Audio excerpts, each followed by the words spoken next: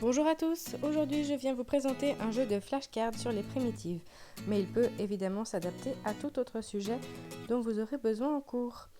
Ici je vais commencer par vous expliquer comment j'ai conçu les cartes. Il s'agit simplement d'une manipulation que j'ai faite à partir de ma tablette. Ce n'est pas un iPad, c'est une Samsung Note, donc il y a un stylet.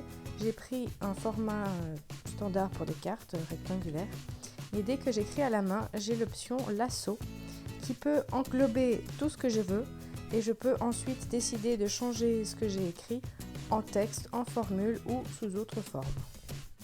Ici, j'ai bien sûr besoin de formules puisque sinon cela me change dans un format que je n'ai pas envie. Pour avoir des fractions et des racines, j'ai une jolie fraction qui est comme écrit à l'ordinateur, mais je ne peux pas la modifier, donc il faut faire attention à l'écriture. Il faut que la tablette puisse reconnaître ce que l'on veut comme symbole. Cela donne un document joliment PDF. J'ai fait le recto et le verso qui ne reste plus qu'à imprimer, couleur ou non, plastifier ou non et découper. On a ensuite un jeu de cartes que l'on peut déplacer comme on veut dans la classe et que j'organise dans un petit sachet. Ici, les élèves auront accès à ce type d'exercice pour travailler sans avoir besoin d'un crayon.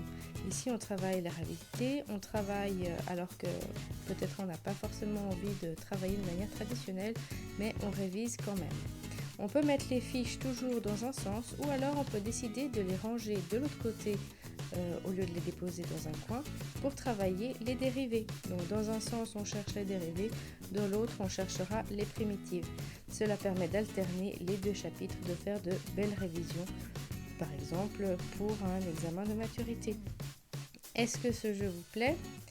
Le mien, une fois qu'il a été expliqué, il finira dans la boîte à 5 minutes. Dans la boîte à 5 minutes, je mets tous les jeux qui ont déjà été présentés et qui seront à disposition des élèves selon les temps libres. Maintenant, place à l'humour. Si vous voulez retrouver mes histoires, vous les retrouverez sur Instagram. D'autres jeux mathématiques se retrouvent sur cette chaîne et sur le blog. N'hésitez pas à aller faire un tour. pinkmath.ch. Si vous avez aimé cette vidéo, n'hésitez pas à liker, abonnez-vous et partagez le lien. Amusez-vous avec les maths. Voilà, je vous remontre encore un exemple d'explication de jeu. Est-ce que ce jeu vous tenterait ? Un jeu de plateau avec des cartes.